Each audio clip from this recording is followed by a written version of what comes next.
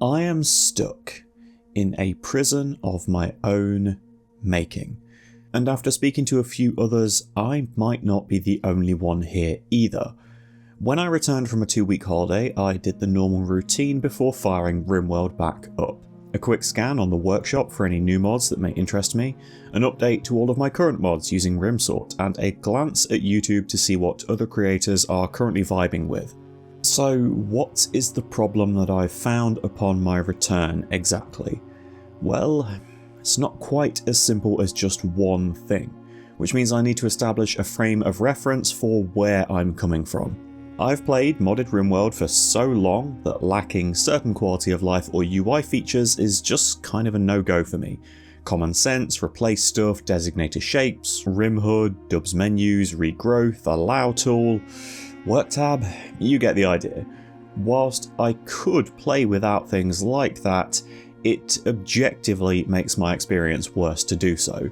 These kind of things are what I always refer to as my core list. It's the stuff I'm extremely unlikely to remove because the base game feature it's expanding upon, or plastering over, is less fun for me. Your core list might be considerably different. It could be much larger or equally far smaller. But it feels like a pretty safe bet that the majority of players who use mods do have this distinction in their head of things that they simply do not want to play the game without. Then you have those mods that fall outside of this core grouping, things you may swap in or out on a run-by-run basis, something you'd feel fine removing if it was causing an incompatibility with another mod that did something more interesting, or even something that you may just leave enabled all the time, but very, very rarely use the features or content from. Like how I always use the mod Gene Ripper, because it's a very fun one-purpose gadget with absolutely no fluff. But I'm not making a gene lab in every colony, and I'm definitely not turning people into strawberry jam on a regular basis when I do mess around with the Xenogerm system. All of this in itself isn't a problem, but that context is necessary to go forward. Odyssey released, it was ridiculously good. It's a top tier DLC without question. For a brief while, everyone had a large part of their mod list nuked as creators worked on new versions, or picked up and continued another's work if it was no longer supported. I'd gotten somewhat used to playing with an extremely stripped back approach, as I'd messed around with Odyssey using minimal mods whilst I gathered my impressions and B-roll footage to make the rundown video for the DLC.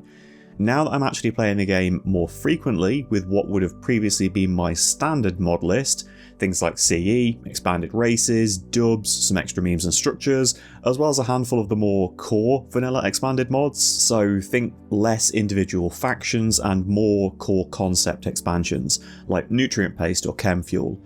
I've been hitting this strange wall of feeling overwhelmed by the game, whilst also being in what should be a very familiar space. That, in and of itself, is a strange concept to try and get my head around explaining, because if you aren't feeling that with Odyssey yourself, it probably sounds ridiculous. How are you overwhelmed by something that you already understand? Something you've used for months, if not years at this point? Well, it's about the context. I'm sure you're already familiar with the layout, functionality, and the contents of your living space.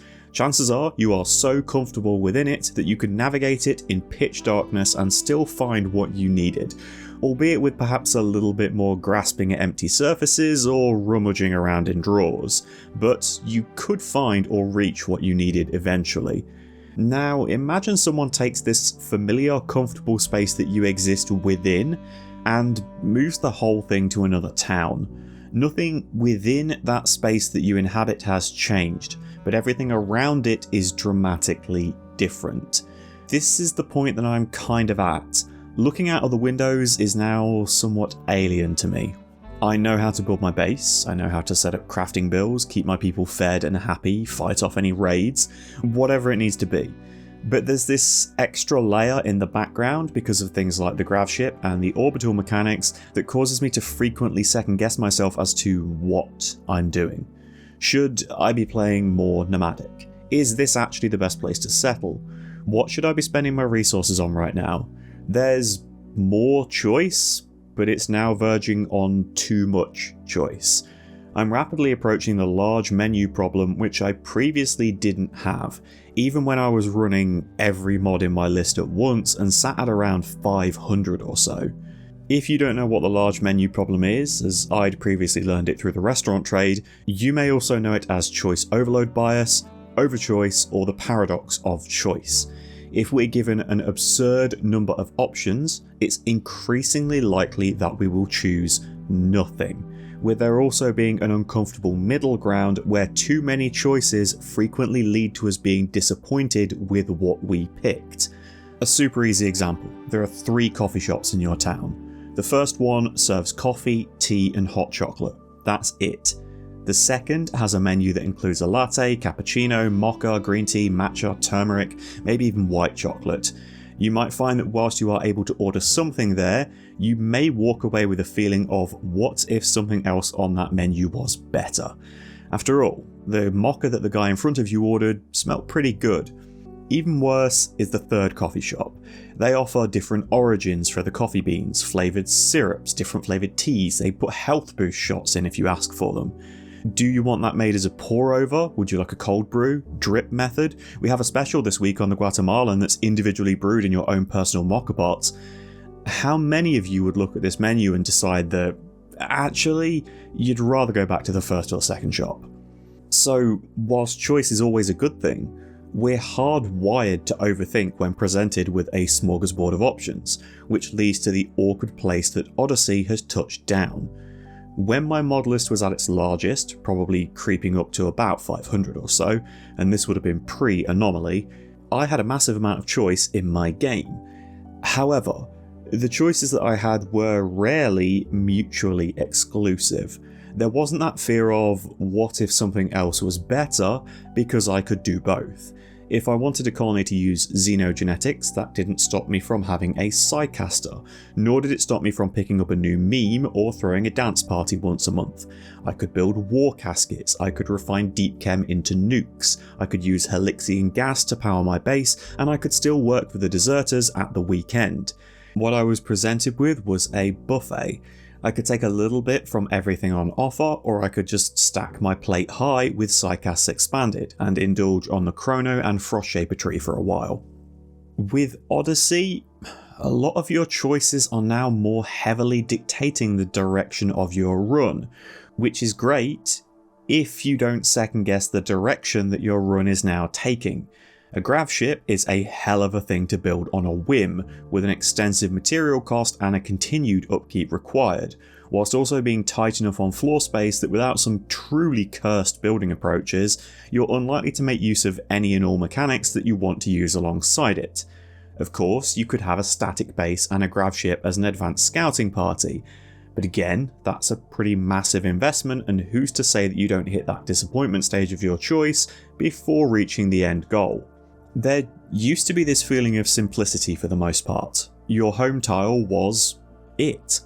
You curated and cultivated the land into a space that served your needs over years of mining, building, refining, with it now being so easy to simply blast off and try again somewhere else. There's a palpable loss of commitment to that tile, to your home. Perhaps it's better that I no longer feel a sense of being tied to a single biome or a single building aesthetic for an entire playthrough, but I'm now rarely finding myself fighting tooth and nail to hold on to my claim anymore. Homes feel largely replaceable when the majority of what you need can be attached to the back of your grav ship, and you can move around the world as desired. Now comes the obvious advice. Just don't do that then. Which leads to that age-old quote, as perfectly encapsulated by the Civilization developer Soren Johnson. Given the opportunity, players will optimise the fun out of a game. Playing a stealth archer in Skyrim, classic WoW raiding, fighting a boss in Terraria, making money in Stardew Valley. Rimworld has always had optimised play. You need to build a ridiculous kill box and rely on AI exploitation if you want to play at a higher difficulty, but it did always tell the story of my colony at least. This is where Rimworld is now dangerously teetering on an edge for me. Yes, I could stay and fight that 120 strong raid that's about to snake their way through my stupid maze corridor and flood into a kill box, but the net gain from defeating that raid does not outweigh the potential loss if the defense goes poorly. Screwing that defense up could quite literally doom the colony. So, do I just blast off and live to fight another day? After all, how much am I realistically leaving behind? Stone is very easy to make into blocks and perimeter walls don't take very long to establish. If I even have a simple shuttle, I'm not going to struggle to get my hands on more components or steel either, with the more exotic materials like plasteel, uranium and even gold spawning regularly enough that when exploring random tiles, I will always have access to whatever I need to rebuild should I choose to do so. And given that I could just invest those resources into further expanding my grav ship, realistically, these stories are going to rapidly grow boring and monochromatic when the next page so often reads, "and then they ran away." Much in the same way that with some time investment into Psycast Expanded, the majority of chapters I wrote ended up with, "and he pressed the button that killed everything on the map in a single go," and moved on. There is an extremely delicate seesaw of risk-reward here that's in danger of falling off of its stand if the best option is frequently to avoid engaging with the game's mechanics.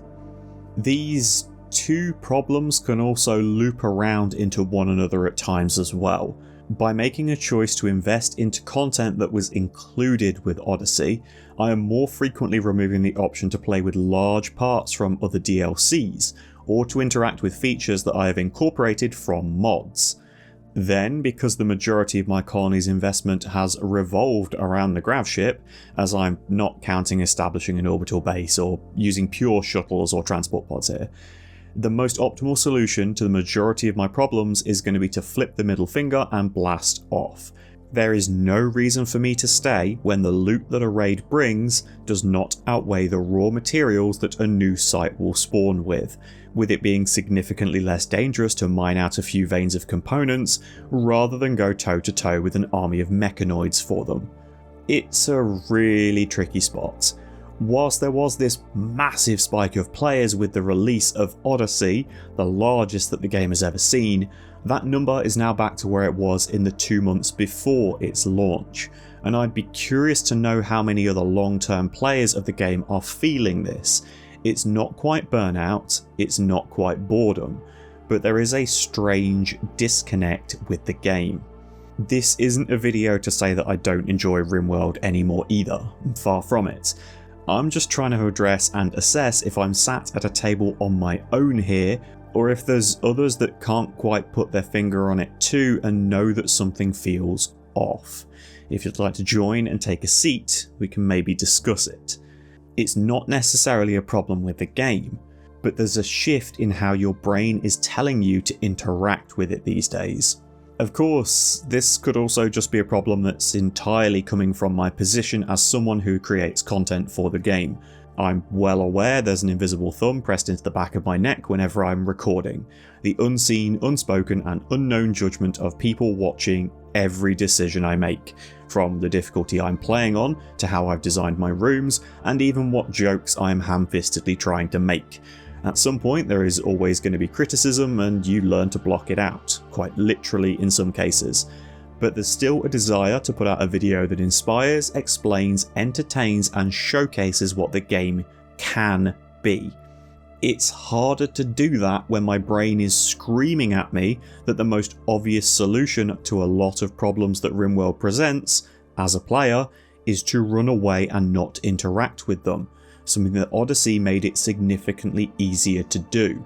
If you don't do that and lose a run because of it, it's extremely easy to point out you didn't make the very clear choice.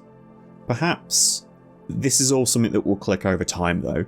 After all, it's a new expansion and my schedule has been a little bit hectic since its launch, so maybe I should be treating it like getting into a really hot bath rather than cannonballing in because I think I know what to expect. And all of this discussion ignores the main difficulty that comes when trying to discuss a game like Rimworld.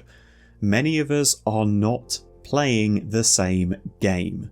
Between mods, playstyles, time investment and goals, we all see and expect something different from one another when we sit down to play.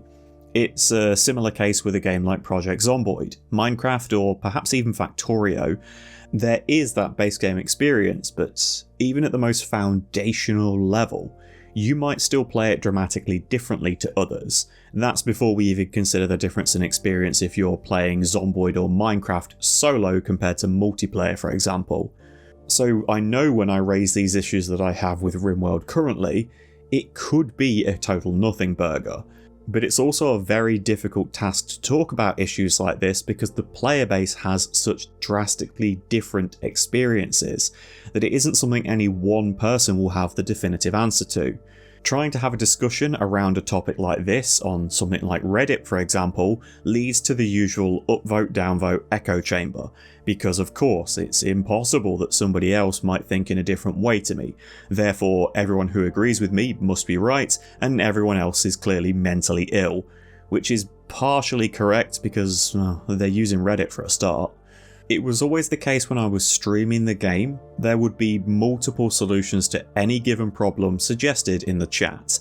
Some that came from the base game itself, some from mods that I was already using, and there was always one or two options from a mod that I had not yet downloaded, or had tried but didn't quite vibe with. Which means even I wasn't playing the game in a place with a full menu. I was sat in that second coffee shop that only offered a potentially disappointing amount of choices, not a completely overwhelming volume of them. And now that we've got GravShip Expanded coming out, soon-ish, it's aiming to address the accessibility of GravShips and the impact that they have on the game, with the core outline of the mod addressing the issue of GravShips simply being a convenient portable base, instead turning them into a true living ship, something that you anchor around for your entire run, which will hopefully address one of the problems that I've raised, in that you'll now have enough floor space to avoid cutting off access to other mechanics. If you want to build a large grav hulk, you can do that alongside royal rooms, xenogenetics, or even biosculpting. There should be the space for it. Maybe not at maximum efficiency, like if you built a static base, but there's at least an option now. Which means that the experience a player using GravShip Expanded will have compared to someone using base game Odyssey is going to be understandably very different. Just like how someone using SOS2 will already be playing something completely unique, which means it's entirely likely that when asking the question, has anybody else felt this shift in their experience, the community at large will answer no, because everybody else is already having such a different time to begin with that we're not even in the same book, much less on the same page. I know that it's rare for me to do a video like this too, so if you have any thoughts on these topics or different feelings around the game since installing Odyssey, I would be really interested to hear them. Even if it's just to tell me that it all sounds like complete nonsense to you, let me know. I'll be back again soon with an actual video rather than just an incoherent ramble with too many food analogies, as per usual.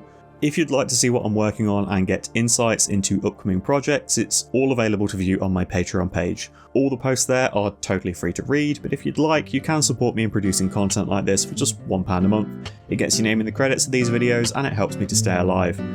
Wherever you are in the world, enjoy the rest of your morning, afternoon, or evening. Take care.